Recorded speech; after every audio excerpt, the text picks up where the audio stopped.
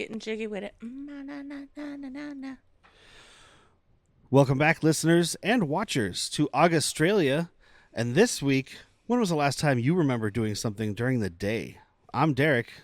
I'm Whitney. I'm Jack. And this is Bad Movies, Worst people. Sing it. I wasn't ready. I'm a bad person. You're actually worse. You are, in fact, the worst person.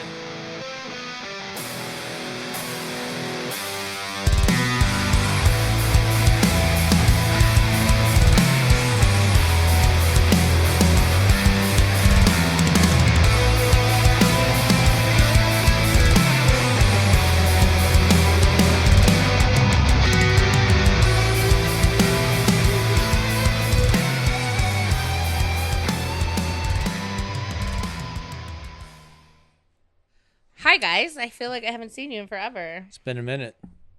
Literally. Like a whole ass hour. We built this city on cock and balls. What Oh, city did is you like that, my Jack? balls in your box? What happened? I said, what city is that, Jack? She asked if you liked balls in your box. Yes to both of you.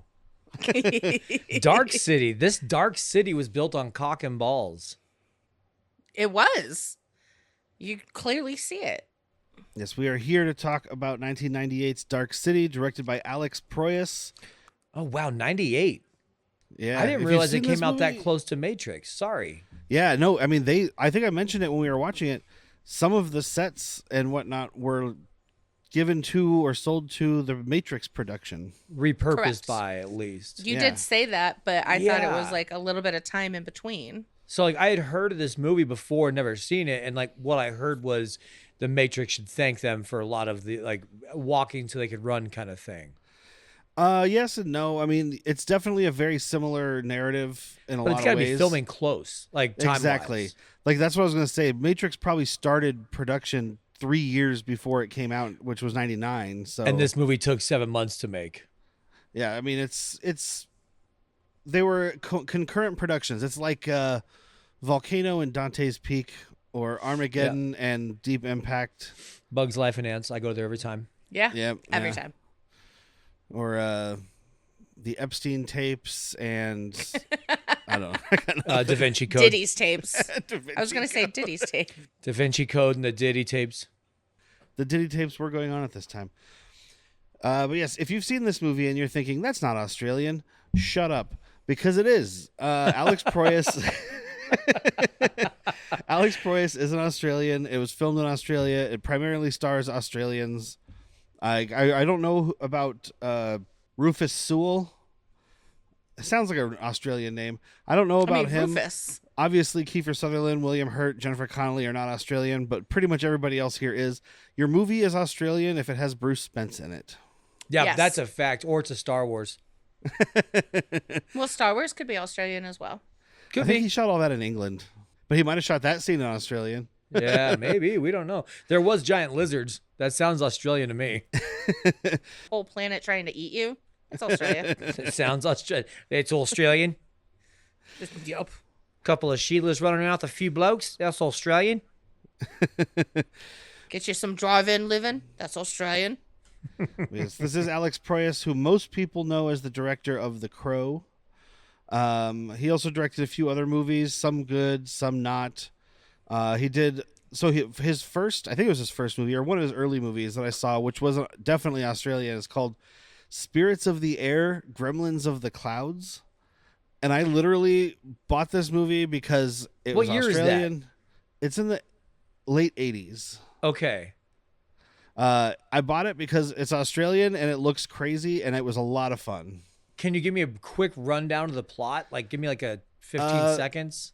Basically, there's just a dude wandering through the desert who comes upon a house, and he stays there with those people while he's trying to get a flying machine working so he can get to the mountains where civilization has not been destroyed. Oh, I like that. There's a lot of Sounds like Slipstream. there's a lot of something that we saw in last week's episode, Young Einstein, where when he's wandering through the desert and you've got that very orange sand and the very crystal clear blue yes. skies. This movie is shot in the middle of the Australian desert, and that was, I mean, I was just this movie, Spirits of the Air, Gremlins of the Clouds, that's what took me the whole movie. It was just looking at these landscapes. And so I was like, this guy knows how to shoot some stuff. And then I went and looked up who it was, and I was like, oh, it's the guy that did The Crow. He knows how to shoot stuff, like actors. Come on. He didn't shoot him. I didn't shoot him. Bill shot him. But he also directed a movie that I like, and most people didn't. Nick Cage's Knowing from like 2009. It's the end of the world. There's some little kids, aliens. Don't know if I saw that one. I don't know if I watched that when you were watching. You watched that one with me because that was one that we watched together, and I remember us being like, I remember this movie sucked, and I watched it, and then I was like, that movie didn't suck. People were like, the ending's stupid. I was like, the ending's great. That's not the My Testicles. No, that's Prisoners of the Ghostland. Knowing is a real movie that went to theaters. Oh. This guy also made I, Robot and Gods of Egypt, which are not good. Yeah, I was going to say, iRobot's fine. That Egypt one's not. I didn't know all the gods of Egypt were from fucking England. You didn't? I should have known. That's why England's grabbing all the artifacts to bring them back to their museums, because that's where the gods are. Correct. Yeah. Got well, it. I mean, I got it. If I've learned anything by listening to cinematic discourse this year, it's that anybody from the Mediterranean or further south has to be white and speak with an English accent. That's how you know, my lord. It was directed or written by Alex Proyas, David S. Goyer, who we talked about previously because he wrote and directed, I believe, Nick Fury, Agent of S.H.I.E.L.D. Yep, that's a great one he did. Now get to some of the bad ones. Well, he did all 3 Blade movies. He wrote all 3 Blade movies. He wrote Batman Begins, Man of Steel, Batman vs. Superman, and Terminator Genesis. Oh, that's a bad one. Yeah, or maybe Dark Fate. I'm pretty sure it was There's Genesis. some good ones in there. Yeah, and then another writer on here, Lem Dobbs. Somehow this guy was the final writer. I have a little bit here. His script is the main script that got made, but the only stuff on his that I recognized is all not good. Okay. Well, I guess I can't say that. Hider in the House was the first one that popped out to me. I love that movie, but it's like a Lifetime movie, except it's not. It's about Gary Busey living in someone's walls. Oh, we've talked about that. Yeah, I have it on 4K. We need to watch that, or Blu-ray, either way. And then The Hard Way with Michael J. Fox and James Woods. Yeah. The score with Edward Norton and Robert De Niro. Yeah. And Gotti, starring John Travolta. Oh, never saw that one. Score. Did you like the score? I've heard it's not good. I've never seen it. Edward Norton is portraying 2 different character types like he did in Primal Fear. One of them is a special needs guy, and the other one is a cunt. All right. Fair. So his one personality is like making fun of his other personality and then gets his comeuppance? Yeah. Wow, can you imagine like you have 2 different personalities and one's a staunch liberal, the other one's a fucking diehard MAGA? Oh. Well, I'll tell you what, that snowflake, every time he takes over, he fucks up my whole life. I found myself wearing Birkenstocks the other day. Birkenstocks. One's just like a straight up communist, and the other one's a straight up Nazi. In Split, one of them, James McAvoy, one of them is a diabetic woman, and he actually has to take insulin when she's about. I don't think that's how mental disorders work. Well, it is in that movie when it transforms you into a monster man. Yeah. So yeah, apparently Alex Proyas wrote an original screenplay before he did The Crow, and a very little of that was retained. Like there was basically the murder and like the strangers, some of the basic stuff.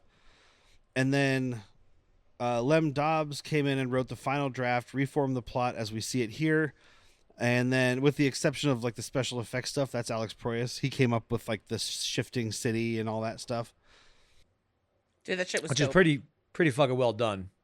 And David S. Goyer was hired to write the shooting script after they had secured a bigger budget. So he added in some action scenes and show some of the background operations of Dark City. So it's a hodgepodge. A melange. And there's somebody I want to mention that we don't always mention. Every once in a while we do. The director of photography or the cinematographer, because this movie looks awesome. Yeah. And so I feel like it's something we have to shout out. And he's Darius Wolski. Okay. He shot The Crow, The Martian, Prometheus, Alien Covenant, and he shot that new Resident Evil that's coming out, the Zach Krieger one. Oh, nice. I'm actually looking forward to that. Yeah, me too. Very A much Resident so. Evil movie I want to watch. It's been a minute. I remember seeing the trailer in the theater with you guys, and like we were all kind of like, "Oh, that looks really cool." And then it popped up Resident Evil, and I could feel the air come out of your balloon, Jack. Oh yeah. But then I think you got time to think about it, and you're like, "Actually, it looked good." I can't. Well, just... it was you or somebody else explained like it's going to be Resident Evil isolated in that one house kind of situation. It's not the Mila Jovovich Resident Evil world. Like yes, it is taking place in the Resident Evil world, but it exists in this isolated little set. Yeah, it looks like more survival horror. And I just like what he's action. been doing. So Yeah, I mean, he's done 2 movies, and I've loved them both. yeah, So. same. Yeah. Barbarian's finally coming out on 4K, by the way. Woo! I can't wait to watch that again. And then I'm going to mention the composer too, because it's fun. This guy did a lot of fantasy stuff, which makes sense because this movie, while not being fantasy, it's like sci-fi neo-noir, but it's got such a fantastical setting that picking this guy just really worked. He does the composer for The Labyrinth, Dark Crystal, Time Bandits, Excalibur. Oh wow! But also one of 2 composers, because I didn't know there were 2, on Last of the Mohicans. Huh. Nice, dude. You know how much I love that. Yeah, that's why I brought it up. I'll keep on going unless you stop me. Well, now that I know that there's 2 composers, I'm like, which one came up with the part that Jack loves? On the soundtrack, it's called The Kiss. Okay. I'll watch it again. Husband watched it without me. I want to watch it because it's been. You've never seen? I don't know if I've actually seen it. It is a war movie that fits in our Sunday schedule of hanging out. It's the French and Indian War, but yeah, it still fits our theme. Mm-hmm. So we've got a box office. Troubling because the British are the good guys. Box office. Pew pew pew. Box office. Ka-ching. So this movie cost $27 million, Okay. and I do have 2 numbers. 98. You said, yeah. Yes. All right. So Loney domestic. I'm gonna say 20 million, and Heine maybe. I want to say 120. I think this thing fucking flopped, dude. I'm going to say domestic it made like 8 and worldwide it made like 20. Domestic was 14.3 Okay. and worldwide is 27.2. Okay. almost- So it almost made its money back without advertising anything. Yeah, so if you don't include marketing and all that stuff that people want to bring up these days, it made $200,000. Wow. Yeah. I mean, it's not super surprising because I had never heard of this until I started hanging out with people like Derek that were just into these kind of obscure movies. This was not on my normal average movie watching radar. Well, and I had heard of it, not when it came out, but I had heard of it back then. I mean, I might have seen commercials and stuff, but I don't remember. Back when I was getting into movies and stuff, but I'd heard it was not good. It was very bad. And at that point, only the theatrical cut was available. It was 10 years later, so 2008, that Alex Proyas got to do the director's cut, which is what we watched. Let's talk about the difference between the director's cut and the theatrical cut right off the top. Fuck the theatrical cut. If you haven't seen this movie, we're going to spoil it for you. But this opening monologue spoils it for everybody. Yeah, if you are interested in this movie at all, please go pause this, go watch the director's cut. Give us a like or a rating, all Yeah. positive, and then go watch it and come back. We'll be here waiting for you. Yeah, we will. But yes, if Thanks you for want to coming watch it, back. watch the director's cut, because the theatrical cut starts with narration from Kiefer Sutherland's character that literally explains the entire mystery of the film in the first 30 seconds. Yeah, you're just watching the monologue unfold at that point instead of figuring out what's going on. Yeah, and it's fun to figure it out. Yeah. In the beginning, you are like, what is happening? And you're lost in figuring it out with the guy. And it's dope. You get dropped into the mystery with our lead character, Rufus Sewell, playing John Murdoch. He's English, by the way. I looked it up. Okay. and you don't even know his name is John Murdoch because he has amnesia. Yeah. So right out of the gate, you're with him. You don't have any idea what this world is. You don't have any idea what's going on. I mean, at this point, the movie's been out for 30 years, so you might have some ideas. But, like, if you're like me, like, I just kind of didn't pay attention to it until I got it. I bought this awesome 4K that Arrow put out. I added the Australia there on the image. That's not on their case. That movie's Worst People is. But, like, I bought this 4K based on people raving about this director's cut, and I was like, well, I've only heard bad things about this movie except the director's cut, so fuck it. And I watched the director's cut, and I loved the movie, and then I looked up the differences, and I was like, what? An entire narration that just, like, that's the whole fun of the movie, is trying to figure out what the hell, who these people are, the strangers that are running around, these people in black outfits, black gloves, black hats. Kind of looks like a whole bunch of versions of the Judge from Roger Rabbit running around. Like, you're trying to figure out who they are, what's going on with the city, why it's shifting, why this guy doesn't know anything. Like why people are just randomly falling asleep. Yeah. I mean, right out of the gate, that's what you get. So you start with a little bit of, like, you see Kiefer Sutherland, but you don't really get much there. He's checking his clock and hobbling along. Yeah, and the clock he's watching stops at midnight, and he limps away. And then we go to John Murdoch, Rufus Sewell, who wakes up in this bathtub with blood coming out of the middle of his head, and he's like trying to figure out what's going on in this hotel room. He finds a dead hooker with spirals carved in her body. He gets a phone call from Kiefer Sutherland, who's I've seen people talk shit about this performance. I love what he's doing. This, like, I'm your doctor. I don't. I thought it was awesome. Don't. He sounds like a fucking Looney Tunes. Like, I have a hypothesis about what's going on with the needles in your. Oh my God, I'm actually hyperventilating the way I'm talking right now. I need to lay down. My head is quite light, and I see that you are just. There were parts where I enjoyed it, and there were parts where I was like, okay, come on. I get what he's going for, and if you do like it, I don't care. Like, it's not a hill I'm gonna die on. I didn't like it. It's a little too Looney Tuny. But when Derek says he likes it, I'm not gonna be like, how? I get it. It is over the top, but I think it matches. Like, Rufus Sewell is kind of playing cool, like calm, not calm. I mean, he's a little manic, but he's playing like a toned down, keyed down character. But, like, Kiefer Sutherland's thing, for one, it matches his costume that he's wearing, these wild ass costumes he wears throughout the whole movie. And then you have the strangers, who are all very, like, villainous, bizarre, and you've got Space Gestapo. William Hurt playing this detective who's like, you're like hamming it up as like hard-boiled noir detective guy. Don't make me punch you in the mush, see? I mean, it's so everybody is doing like a bit of overacting, and I think it fits. And his character, Kiefer Sutherland's, is also like this crazy psychiatrist / mad scientist who also happens to work with the strangers.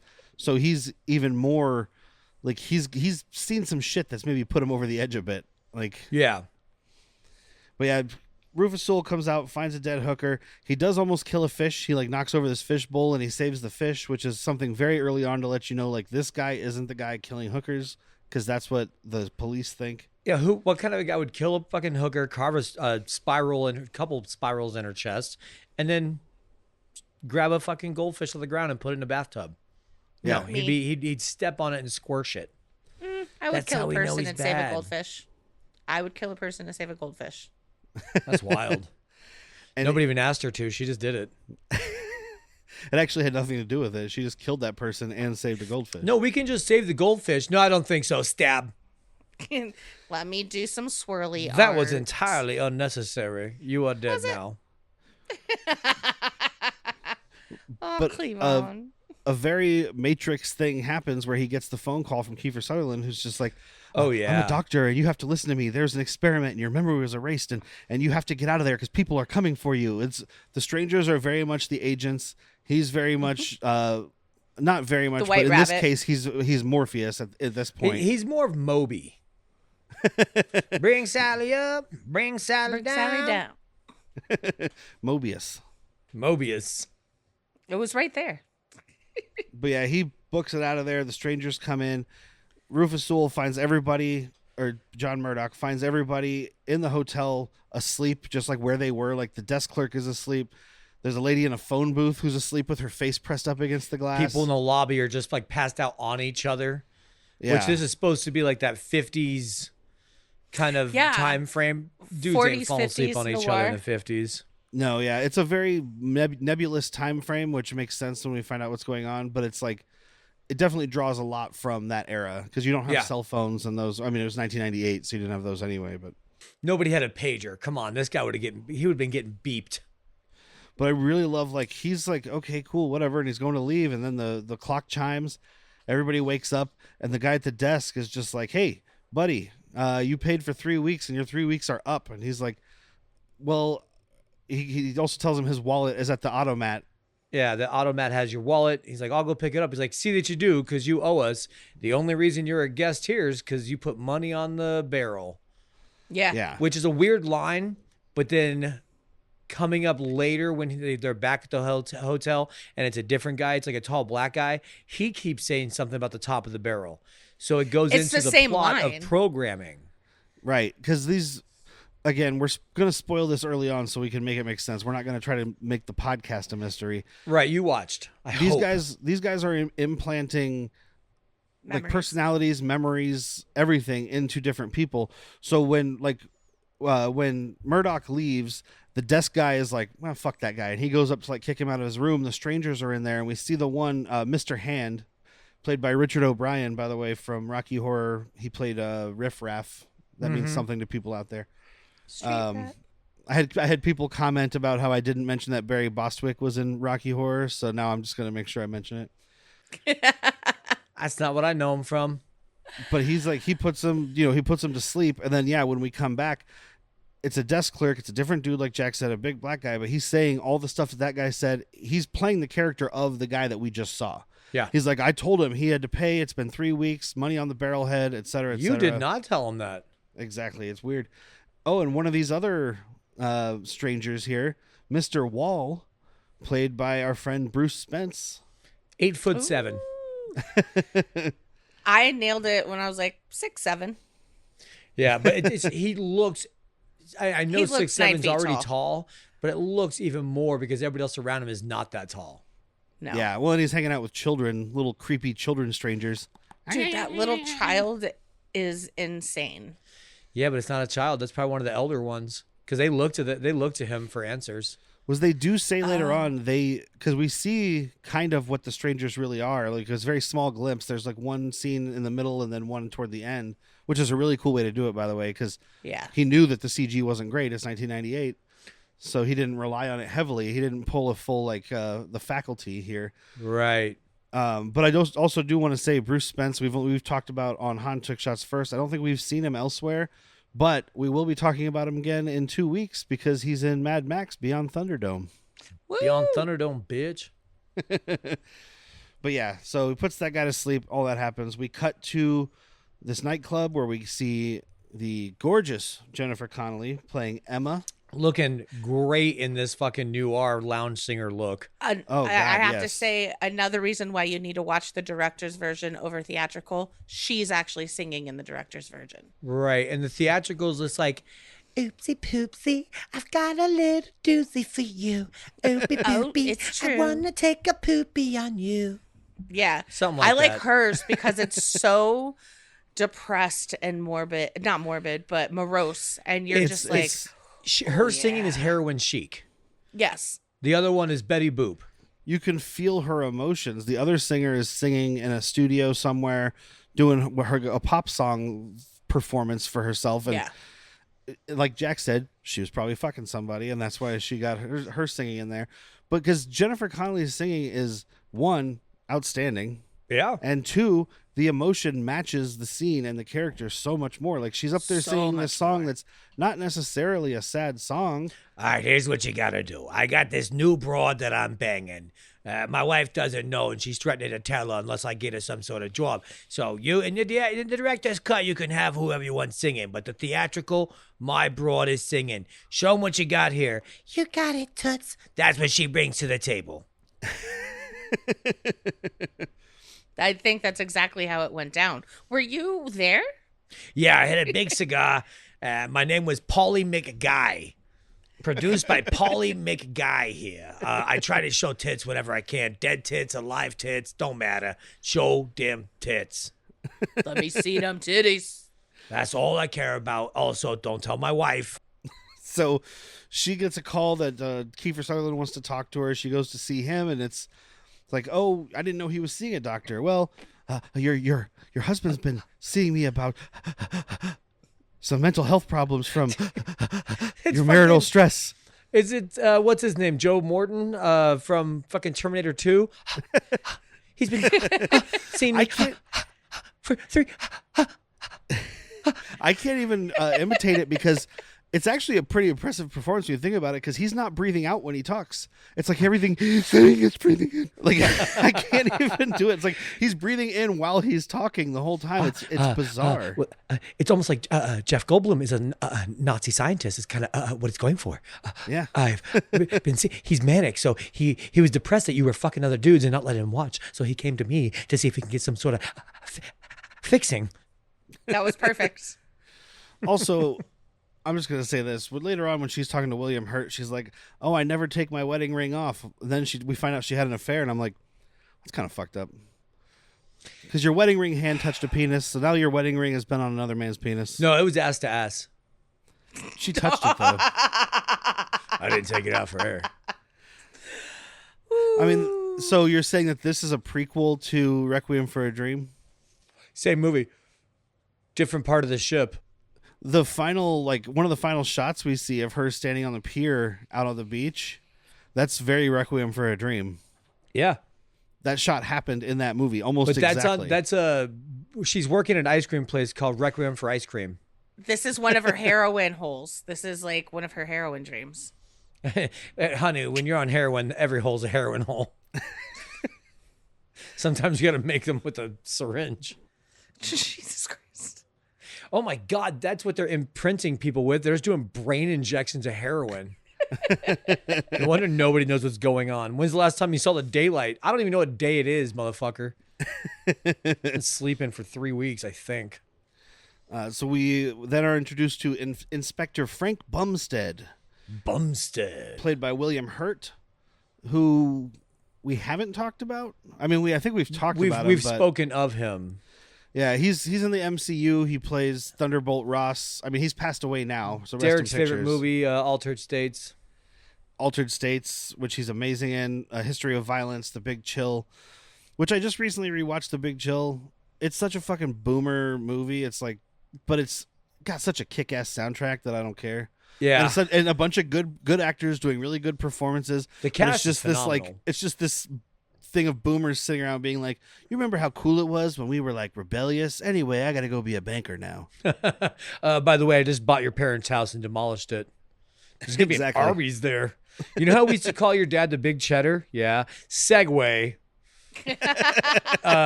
We knocked that house down and built an Arby's. Yeah, we did. But he gets called to the hotel. That's when we see the new clerk and all that stuff. He has to walk in with his noir detective like quip right away, right? He walks into the hotel room and he looks over and he goes, looks like somebody woke up on the wrong side of the bed. Ooh. Dead hookers laying by the bed. Sir, that is a dead body. Can you have a little couth for a second? This was my sister-in-law. My God, wrong side of the bed. It's a good joke, though. Yeah. And we find out it's been a hooker serial killer, 6 hookers in all. And they also find the fish and say exactly what Jack said, like what kind of killer stops to save a dying fish. By the way, they don't say it. It's Bumstead. He's the one that's like, because everybody else here is a cop. They're just doing their thing. And that's not, disparaging. He's the detective and he's the one that puts it together. We even get at one point, the one cop, he's like, laces, like he's noticing details he's put together, and that'll come a little bit to fruition later because he mostly stays constant. Yeah. Yeah. He's the same guy, and he's always very fastidious, which I think is almost the exact word Kiefer Sutherland uses. It is a word used to describe him. Do you think they just kind of think they got it right with him? Yeah. Because I don't know if we want to talk about it now or later. We'll just talk about it. So Kiefer Sutherland is ex-psychiatrist, clinician, something. He's good with human behavior. That's his big deal. Yes. These alien army of Vin Diesels is trying to figure out what the human soul is. So they have Kiefer Sutherland. See, exactly. Family. It's more like an army of pinheads because of the leather coats, but... All right, I like that too. You know what this is? I'm not even going to say it. So we're back at the cancer survivor thing. They all want to figure out what the human soul is. They got Kiefer Sutherland making up personalities for people, a dash of depression, a bit of an overtouching father, you know, a bit of ants in your pants, loved family kind of thing. Member. And he's so I wonder if with John Hurt. William Hurt. John Hurt's the old dude that died before him. John Hurt was in Alien. Yeah. Yes. And V for Vendetta. Yeah. Do you think with John Hurt, they just got it right?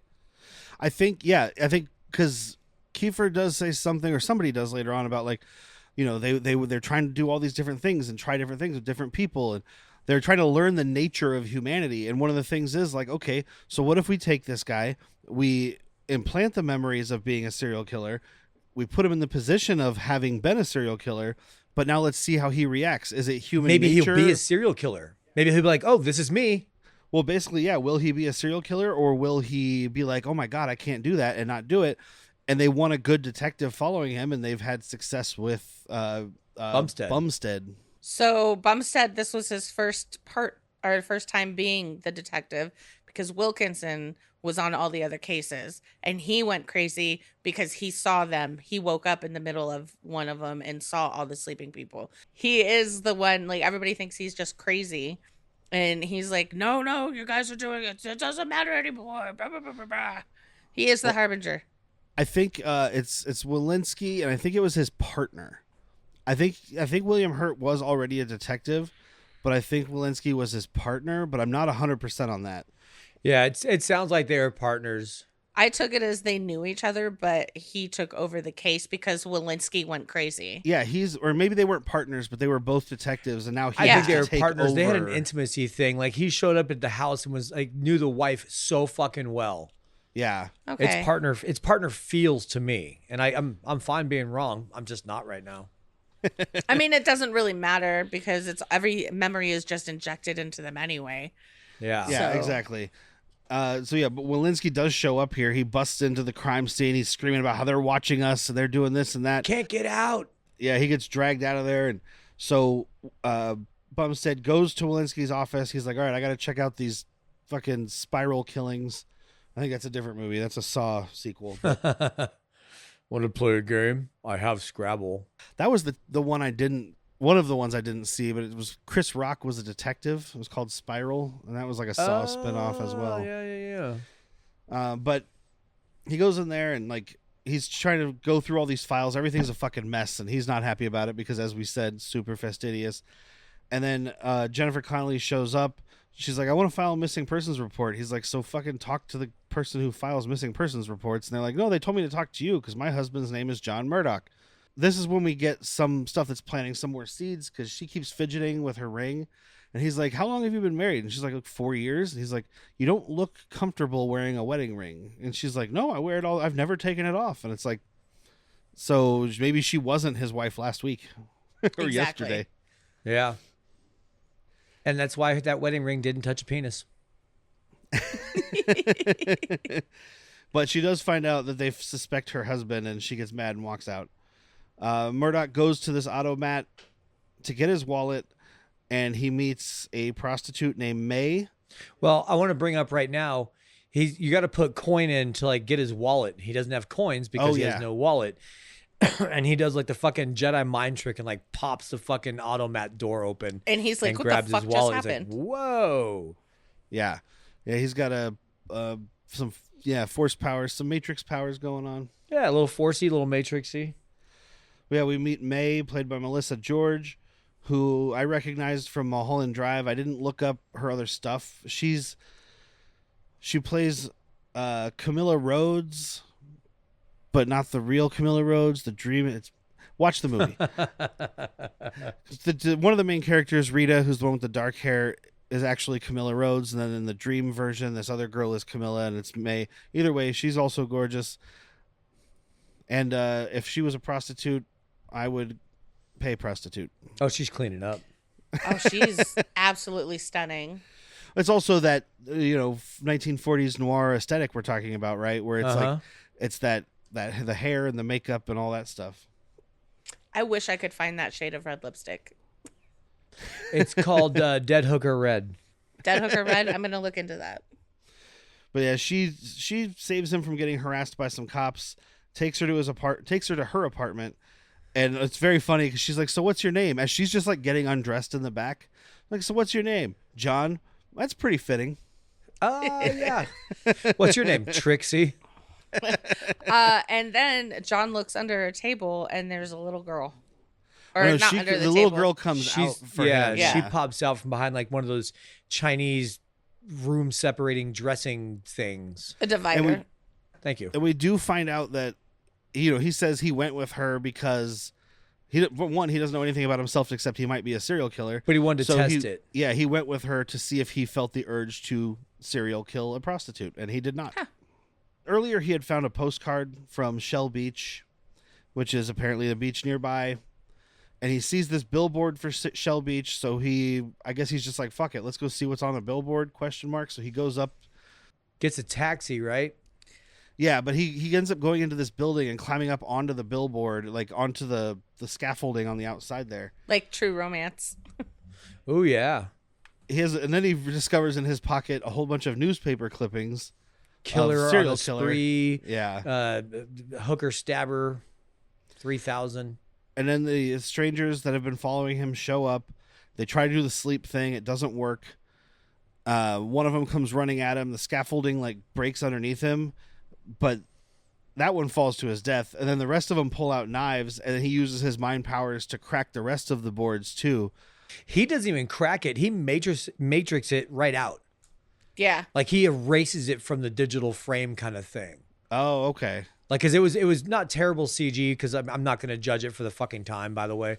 But like you could see it being removed from the scaffolding instead of it rotting away or breaking. Correct. I love, by the way, that these guys just have knives. Like they have phenomenal technology. You could easily give these guys some sort of devastating ray gun, but here's the thing, spoilers, these aliens need our deceased to be hosts. Yeah. Correct. So you can't ruin, because like one of the guys, Mr. Book, I think he's the main guy. Yeah. He's got a huge fucking wound on his head. Yeah, I was going to say that earlier, and then we got sidetracked because we were talking about the little kid ones. That's what we do. That could, like Jack said, that could be one of the oldest ones because it just took a kid's body. Do you notice? I mean, obviously they don't have hair because it's a dead body. It's not growing hair anymore. Oh, like okay, it's just literally shave it all they're off. keeping it from decomposing more, but it's not growing any new hair. It's not aging anymore. They also hate sunlight and water. I get half of that. Love that water. But yeah, when he makes the things disappear and those guys fall, one of them, it might be Bruce Spence, was like, "Oh my god, he can tune." Oh, They call it tuning. Another thing that's spoiled in the fucking opening. And again, we're 40 something minutes into the movie and we're just hearing this for the first time. If you watch the theatrical cut, you already know who the strangers are. You already know they're doing experiments. You already know they can tune and that it's magic powers and all that. Like, yeah, it's. I'm not going to make fun of anybody for it, but there are people in this world. You know what? My mother's one of them, that she does not like to be titillated. She doesn't want to guess. When she watches a movie, she wants it to end and go, "Oh, I know what happened. This isn't that movie for her." So maybe they put it at the very beginning. It should have been an option, really. Like, do you want the dummy version? it's such a weird thing that like someone like me loves something like this where like you don't know what's happening the whole time, because you would think somebody who experiences anxiety on a regular basis would not want that. Yeah, but it's controlled anxiety. You at least know, no matter what, this movie's going to end in 100 45 minutes or whatever. You know what I mean? Yeah. Like you at least know that you are able to get up and walk away. You have an out from this anxiety. So it's controlled anxiety. And I get it because I hate water and all that stuff. And there's a lot of times like I watch, when we watched Odyssey, those fucking water scenes for me were terrifying. Ooh. But I knew that if I had to, I can get up and leave. I'm not actually on the boat. You know, sometimes I did feel that way. Just give yourself to Poseidon. Trust him. Well, we were in those rocky seats, so if you turned on your vibrating, you'd really feel like you were in the water. Dude, it was kind of nice having them off because you could still feel the whole row vibrating, but you weren't rocking. I had mine on. Oh. I turned mine on and off a couple times just to experience, like, see what different things they did. The big thing that vibrated through the whole thing though was whenever like the big sword hits happened and stuff. That was fun because then I was like, well, I still get that part. But I don't have to deal with the, like, we're on the water now and the seats going back and forth and rocking. I'll let you know when I'm bored of watching a movie, and I'll let you know when I need to start feeling it. I have fun with them. But yeah, one of these guys, the billboard comes down and, like, chops off the top of his head. Oh, yeah. And we get to see what the strangers really look like, which are... turns out it's Squidward. Well, the reason I brought up the faculty is they remind me of the faculty alien. Uh-huh. Except for they're see-through. They're almost like Predator camouflage. Like you can see them, but they don't have any color or anything. It also reminded me, and they look like jellyfish. Yeah. I know that it's not because what you said is filming the same time with the Matrix. The tracker they drop inside of Neo is very much like this. Yeah. This is like all the tendrils and whatnot. Uh-huh. It's a squid mixed with like I don't know, like some sort of trilobite. Well, and it's got like a circular mouth full of teeth. So it's kind of like the sandworms from Dune, but really tiny and with tentacles. Right? No, I love them. Different sandworms. So we cut to the underground. There's a big meeting of the strangers. Family. It's like fucking the scene in Spies Like Us. Doctor. And then one of the guys just says, I have such sights to show you. And they're like, ooh, we like that too. What were they called in the show Fringe? The Watchers? Oh, yes. Observers. Yes. Observers. I knew it was something like that, yeah. Yeah.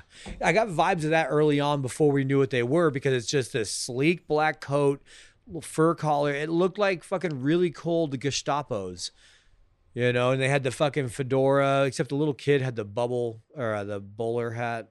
But no, it's a cool look, and I really feel bad for anybody that watched this in the theatrical cut. Same.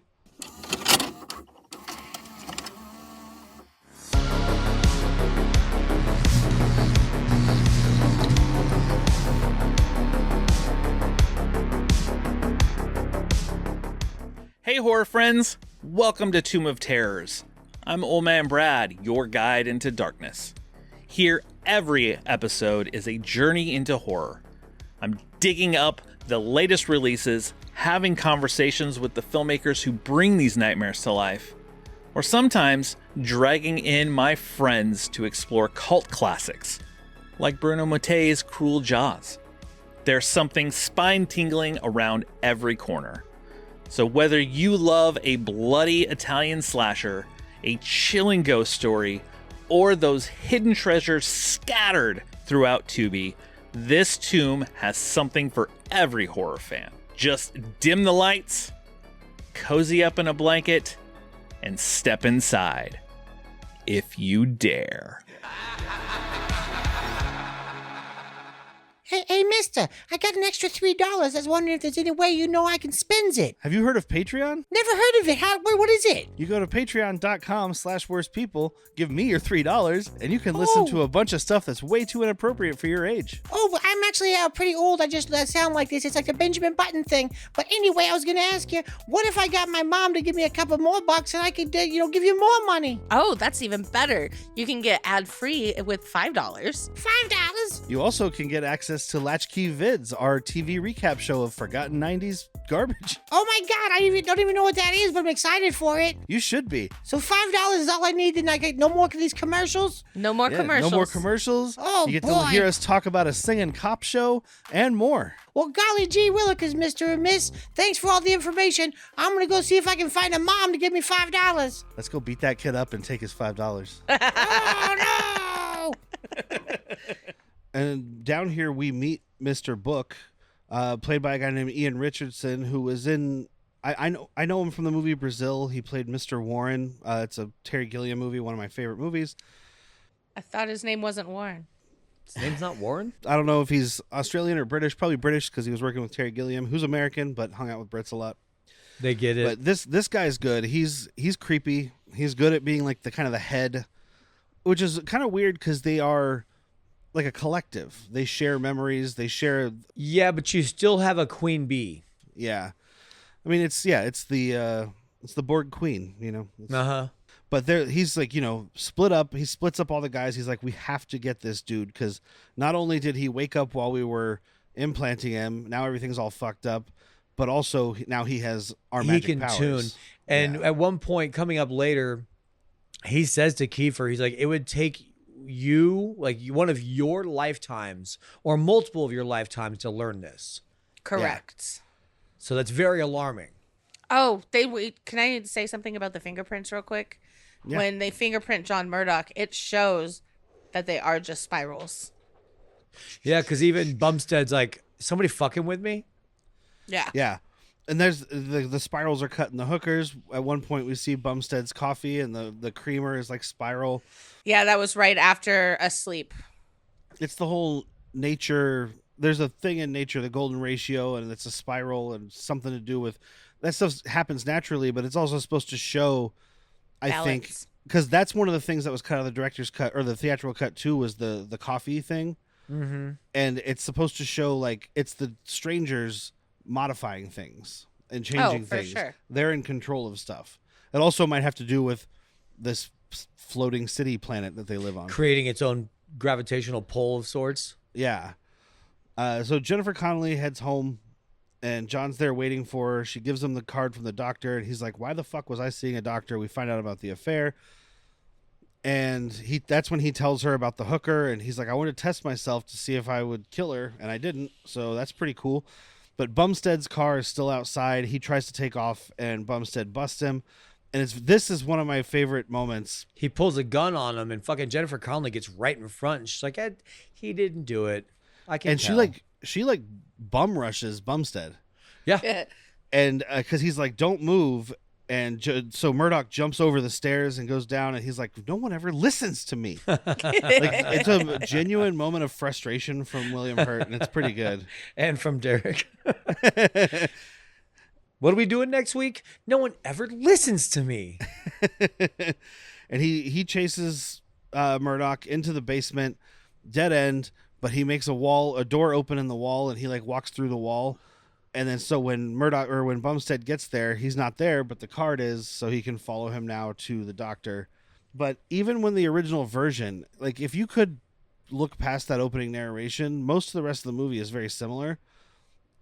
We talked a lot about Roger Ebert on this and how he hates most things that we love. Yeah. He never even watched Miami Connection.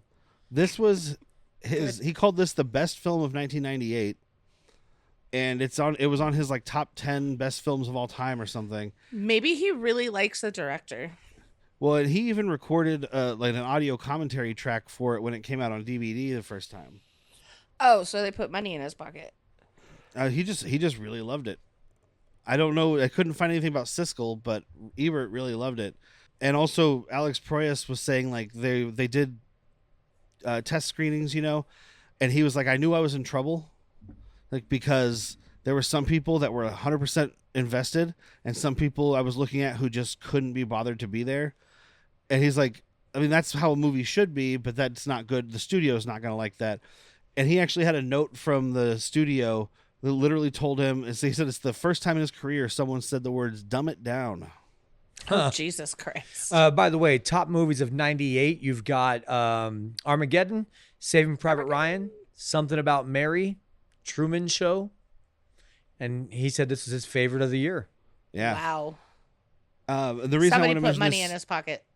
No, I think he just No. liked it because those are fucking heavy hitters. Those all, I mean, Truman Show might not have been a blockbuster moneymaker. Those other three all fucking turned dollars. I'm going to tell you, I saw Truman Show in theaters. I did not see any of the others. I saw every single one of those in theaters. I saw. I don't remember them all now. I saw Armageddon. Armageddon. I saw Truman Show. Saving Private Ryan. Truman I Show. never- There's not something Saving about Mary. Private Ryan. And not saving something about Mary either. You can't bounce a pickle and tell me it wasn't a cucumber on Sunday. But one of the reasons I wanted to talk about what people thought about the movie was that movie being confusing is because there was another thing where Alex Proyas said in some interview, or maybe it was a commentary, that he was like, people say this movie doesn't make sense and it's confusing. He's like, the main cast understood the movie, which doesn't always happen. We've talked about that before, like weird movies where they're at the end, like Donnie Darko, where at the end of it, they're like, I don't know. I just trust that Richard Kelly knew, so I did the fucking movie. But he was like, the main cast really liked it, and he specifically mentioned William Hurt, which is why I wanted to bring it up, because he was like, he said that William Hurt understood the story and the ideas behind the story even better than Alex Proyas did. Okay. Like, he was like, this guy knew my movie better than me. I mean, William Hurt's he's a big study, you know? Yeah. But yeah, so he gets away from Bumstead, gets a cab. Do you know the way to Shell Beach? The guy's like, fuck yeah, that's easy. My wife and I go Everybody there knows the every way year." to Shell Beach. Okay, here's what you do. You take a right onto the... No, you're going to do a left onto the main... Well, it might be down the shit. Oh boy. You want to talk about immigrants or something? I can't tell you how to get to Shell Beach. I'll be really honest. I don't know what's... You know what? I think the immigrants are taking our jobs. That's what's happening. Aliens. Illegal aliens are running this government. That's what's happening, pal. I mean, you're half right. Who knew he was right? I tell you, I think these aliens are coming over and taking over the country, and they're making us do things we don't want to do. So Murdoch goes to... I heard when the Kiefer aliens got him, they experimented on him sexually. So this place is just the size of a town, by the way. A big town. Yeah, Yeah. It's like a medium-sized city. Say it's a small Staten Island. There we go. Yeah. Staten Island. Not just an island, but a ship. I don't know anything about Staten Island. This is just me repeating things I've heard from New Yorkers, but I think there's less garbage on Dark City than there is in Staten Island. I wouldn't Ooh. know. Not from there. Jersey. But Murdoch Sure. goes Oh, to try shut to up. see You're Kiefer. from Jersey? I'm from I'm Jersey. What sure. part of Jersey you from? The beach. Oh, just the shore. I'm up north. I'm Lodi. I'm pretty close to New York. Oh, I'm in Newark. Not New York, Newark. Right Not near Newark, the beach, Newark. boy. Newark, not New York. Where do you live? Right near the beach, boy. If I wasn't from New Jersey, why would I get this tuck? Why would I wear this spray tan? If I wasn't from Jersey, why would I fight this waiter? Why would I look like a cigarette in human form? Why would I wear my hair like this if I wasn't from Jersey? Straight up. Definitely. But so Murdoch goes to Kiefer Sutherland, but Bumstead is there. We hear them talking. This is where we get Kiefer kind of breaking down Bumstead. He's like, I just know people, dude. He's like, you're super organized. You're super fastidious, kind of a dick. Like, Sounds whatever. lonely. And Bumstead is like, well, I don't think you know shit because I don't think this guy doesn't feel like a killer to me. And I don't know why Kiefer Sutherland is still trying to get him to, like, he's like, well, maybe he is, and you're just not good at your job. Because, like, Kiefer Sutherland's trying to save Murdoch, so I'm not really sure about this, but I kind of just feel like this was the movie trying to get us to be Kiefer's a bad guy. Kiefer's a bad guy. Kiefer's a bad guy. okay. Yeah. But Kiefer's hanging out now at this public John Hurt pool. has a great line though, or Bumstead. I'm just gonna call him Bumstead. Bumstead's got a great line because like I might not know people like you, and he looks him right in 1.5 of his eyes, and he's like, I know when someone's lying. Oh, yeah. Oh yeah. So it's Yes. like, look, dude, you're full of shit. You know you're full of shit. I know you're full of shit. Quit half winking at me the whole time we're talking. Dude, that makeup is so good on his eye. Yeah. This like eye makeup that kind of like goes over the side of his face, and like it looks like it's supposed to be there. It doesn't look like an application. And he's got the limp too. Just like Well, he's not a it's like- physical guy. He's a brainy. It's like that. The people that can actually watch. For people that can see with both their eyes. Yeah, so Kiefer is hanging out at this public pool. It closes down. The stranger comes in, which I don't know which one of them bald guys. And he's like, you know that we hate all this moisture. And we find out later that's why Kiefer hangs out at this pool all the time, because these aliens hate moisture. And he's like, just leave me alone sometimes. I'm just swimming, dude. I know, he is just like hanging out in his 1920s style bathing suit. No, I can't show you nipples. That'd be indecent. I know nobody's watching me swim, but if somebody came in, if some sort of dame, a scut came in, saw my crack and my butt and all my nipples, we have to get married. That's the way it goes. I'm not ready to get married. Don't want to settle down, so can't show my nipples. See, this is like if someone really wanted to avoid me and I was trying to like follow them around, they just go to like a Chuck E. Cheese or like anywhere with a ball pit. Yeah. I would go to the Children's Museum. Derek would like, can't go in there. Now, the Children's Museum has some fun stuff, though. I can like play with the electricity and whatever. That's true. Chuck E. Cheese might be the best way to get rid of Derek's. Yeah. No. Like if there's a bunch of Derek's, like just all dressed the same, they all got black hats on and long beards and dark colored shirts, compression socks. Like just like imagine Derek's all getting around a table like that. Look, they're even playing a fucking board game. They're playing some giant board game that you don't have room for. But if we go to Chuck E. Cheese, they're never going to follow us inside. There we go. But basically, he's like, dude, this guy can tune. I wish they so had a we need Chuck E. you- Church. Sorry. Like, I might have taken like more Eucharistic minister if it was an animatronic mouse. Because, I mean, he can only go so far and then he gets unplugged and he can't diddle me. There you go. And it's like animatronic, and it just does the genuflection thing here. Hey, nomine Patria, Filii, Spiritus Sancti. Move it on. All right, that was a fun time. Now we're going to rock and roll. Does the mouse have a mustache since he talks like that? He's got a mouse stash. Mustache. It's the whiskers twisted together. And Oh, look at that, like a splinter. But yeah, he's like, we got to find this guy because he can tune. So we're gonna come back. Also, and talk table to you one, your tonight. pie ready. We're gonna come back and talk to you tonight after we do the tuning. The No more tuning. delays. It's a big one. And this is where we see their powers a little bit more, because he's like, you know, you're looking kind of weak, doctor. Maybe some exercise will do you good. And he just like gives a flick of the wrist, and the ladder that gets out of the pool disappears and reappears on the other side of the pool. Uh-huh. And I think right after that is when we get the kind of cut to a facility where we hear the overseer or somebody on an announcement. Like tonight's project is 26 journals, 19 family photos, this many wallets, this many IDs. Like we don't know exactly what they're doing yet, but we come to find out they're building each night. They're whatever they need to change. Like we got to make this many family photos of this new family.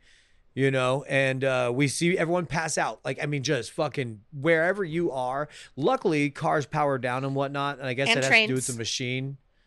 That's probably the machine that runs everything anyway.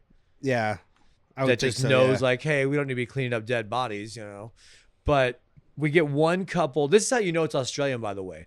This couple's talking, and the guy's like, I'm at the factory, yada, yada, yada, doing this. And then it cuts to the wife that is so ADR'd because you know that she was like, What do you fucking mean at the factory? You got some fucking job, you fucking cunt. like, just, oh, we can't use that. She's supposed to sound like a normal citizen. Oh, you fucking do sound normal. You're the one who's all fucked up down there. I think that's the second tuning, and that happens later. But yeah, that's a good one, because that really that shows you everything that they're doing. Uh-huh. Oh, yeah. Oh, that's the second tuning. Okay. Yeah, because I think I was waiting for it yesterday during the first one. Gotcha. Because it's kind of hard to differentiate some things here, because the titular Dark City is always dark. Everything Weird. it's this a lot of great looking miniatures. Alex Proyas said he was like, he had inspiration of like Tim Burton's Batman, but less like cartoony, Comic-booky. more realistic. Yeah. Yeah, which I had started Less to say last whimsical. time we were watching. I was like, it reminds me a lot of Gotham, but just like a bit more to it. And that's when Derek's like, hey, actually, Yeah. that's what they're going for. So when Kiefer leaves this pool, Murdoch follows him, and he sees a door get tuned into existence where Kiefer goes in and then disappears. This is where we see him making the brain juice, mixing like a touch of unhappy childhood and a dash of rebellion. And He is so into it, too. He's working at, what was that, Sherwin-Williams paint fucking store. Yeah. Did you want this to match the nursery, or are we doing like a different clashing thing here? He puts it all together and he has to put it on one of those little paint shaker things. It's too much ox blood. I like when Mr. Book comes up though, and he's like talking shit to him because he didn't show up for work the day before, and he like picks him up and just holds him in the air, and he's like, "Why isn't Murdoch sleeping like the others?" You know, and he's like, You're "I being don't fucking hysterical. know, Now I dude." must shake you. And he does say like, maybe you found what you're looking for, a human soul. So this is where we kind of get that. And he does kind of say it's evolution. You know, he's like, it's forced evolution. Humans survive. That's no matter what. You put us here, we'll do this. We survive. So now we don't know how long these experiments have been going on. I'm kind of guessing a while 3 weeks. altogether. Just no, because he's been out for 3 weeks. That whole. Oh, no, but Or like, I has mean, he? yeah, we have no fucking clue. Yeah. And you're right, Jack. It is the first time we see the poor family, which is funny because like, yeah, like you said, it's this poor, like, or like lower middle class type family, Complaining about factory shit. the factory and their lot in life and all this terrible shit and whatever. And then the city shuts down and everyone sleeps except Murdoch, and they start doing the tuning, and they go in and like change this house. They change the decorations of the house. They make it look fancier. They even change the people's clothes, and They're then they do bigger. like some of their magic stuff, and it stretches Great out the effects. table. Oh, Really yeah. good. I mean, there's obviously some computer stuff, but there's a lot of stuff he did here, which I saw when I first got this. I watched an interview with him, and a lot of it's practical stuff using just like forced perspective type stuff, different lenses and movable miniatures and that kind of thing. But the table stretches out to become this big table, and then when they wake up, the guy who was just complaining about his boss at the factory is now the boss at the factory. He's like, so anyway, I told him you're fired. Kiefer's injecting him in Exactly. the middle of the forehead, and he's like, "Yep, the rich get richer. By the time we're Yeah. done, you're gonna have fucking maid chambers up in this bitch." Yeah. And the house is spreading, just more fucking wings. And with this, with the needle, when he's doing it here, he does a few different injections on people, and they keep showing this close up of the needle where like there's like a gear thing that spins and the needle comes out, and you can see all this really intricate detail. They built like a yard-long version of his syringe Oh wow! just so they could get these shots and they could put in all this little detail. So they're not It's trying to awesome. get these. Yeah, it looks really cool. Murdoch ends up grabbing Kiefer before right when the tuning is about to end, and he's like, "Who the fuck are these people? Why are they trying to kill me?" And he does a fucking Anakin here. He's like, "Answer me!" And then just this force wave comes out. Woo. And the difference here between the Force, the Matrix, and Dark City is you can see it. They put in like a visual wave of what's happening. You were the chosen one. You were supposed to destroy the family, not join it. And this is when Kiefer's like, holy shit, you can do this. Like, I can teach you to control this power. We can take the city back. And then everybody wakes up, and he scuttles out of there. Oh, and the strangers come. Strangers start coming because they're kind of like looking at Kiefer, and he's like, "Look, dude, he attacked me and took off. I'm still with you guys." Because Kiefer's crawling around the ground looking for his glasses. He can't see without his glasses. We do find out though that not only can this guy have superpowers, but it's fucking with their whole system, because we go back down to the strangers, and one of Do them we is get like, Quadrant 4 done? yeah, he's like, Avenue M wasn't finished because there was some kind of interference in the signal or whatever. And I think it's Mr. Hand is the one that's like volunteers for this experiment they're going to do, where they're going to imprint this new version of Murdoch's brain that they were supposed to put in Murdoch because he woke up, so the imprint didn't finish. The logic's kind of wonky because you have Bruce Spence. He's like, no, and he's kind of he does a very broken English thing, if you didn't notice. He's like, no, must not do. You know, Yeah. like he's doing very primal, but he's like, this doesn't make sense. He doesn't have those memories. Like Murdoch doesn't have those memories. How the fuck is that going to help us? You know, and they're like, we're out of options, man. Yeah, and it's a version of, it's supposed to be a version of the injection they were giving him. So I think he has them in there, but they didn't have time to take, because he's like slowly remembering stuff. Like he'll see something, he knows and then his have wife. more.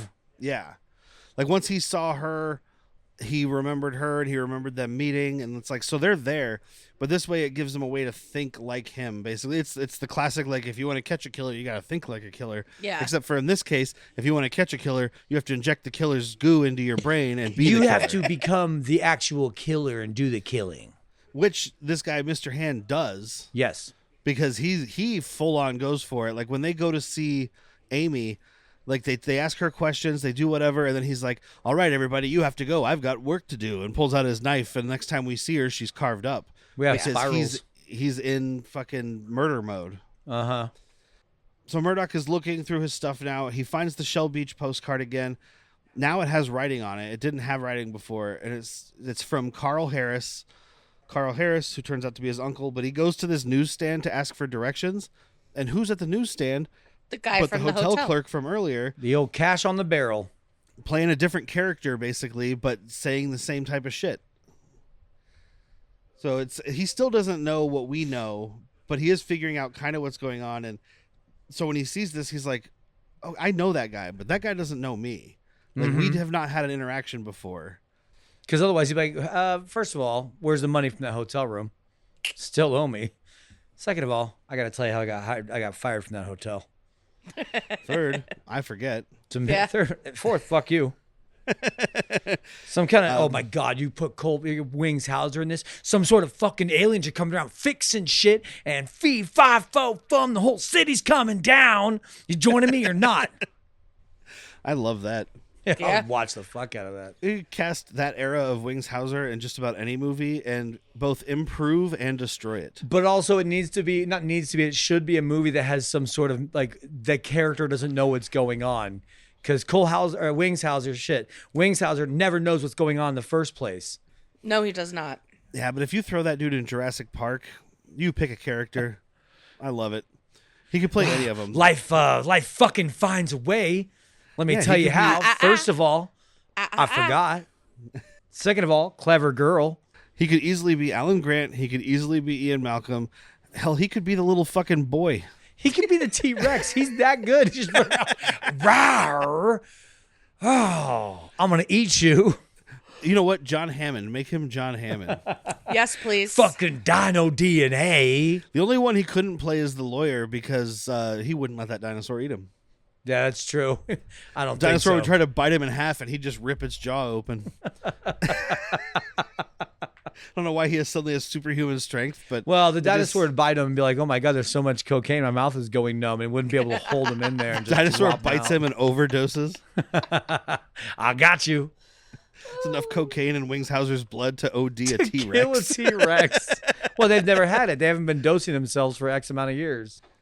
So Murdoch starts riding trains. He's trying to get to Shell Beach. He keeps getting. It's like you've got to redirect to the express line, and then he does that, and then it goes past, and he's like, "Why'd that go past?" Because it's the express line. Duh. And he runs into Walensky, who's like, "Hey, you're that guy who can tune. I could smell you." And he's like, "Don't worry, I found a way out of the city." Oh, He just we jumps missed a in front part. of this train. Yeah, Yeah. sorry. We missed a part before where fucking Bumstead goes to his apartment and he's just going full fucking breakdown, drawing spirals on everything. You know, and that's when he's like, "Look, you're scaring your wife to death." He's like, "That's not my wife. I mean, I don't even know who she is. I don't know who I am. I've woken up during the tinkering around. Some people do and they don't like that, but there's no way out. I've tried."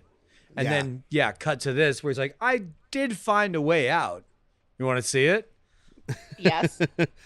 Just Want jump to in see me front of a make this fucking guy train. disappear?"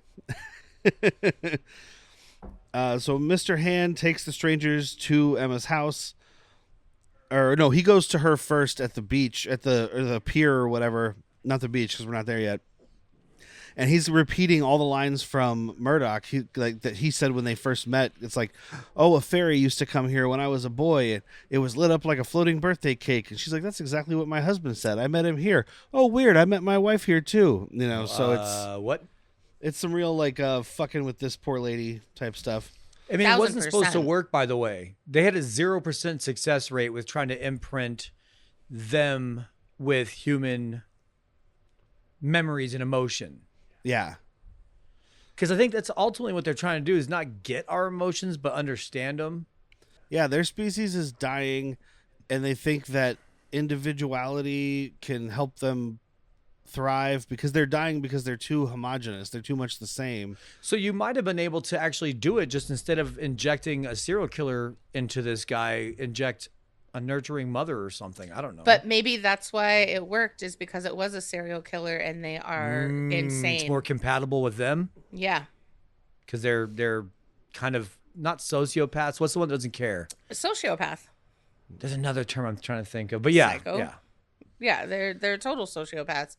I mean, they have no emotions, and that's what a sociopath that has zero emotions. No empathy, no emotion. Yeah, got it. Exactly. So yeah, you know what, Winnie, good work on that because I didn't You? think about it. Maybe that's why it fucking worked. You said Now it. I know what I am. What'd you say, You're robot? a robot.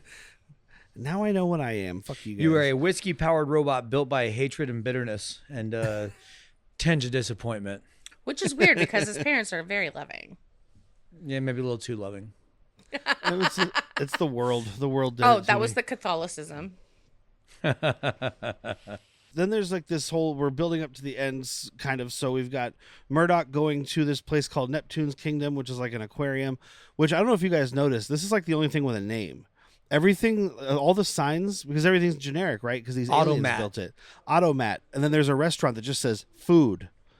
And like the hotel just says hotel. Like, but this place has a name, which is kind of weird. The theater's playing The Evil.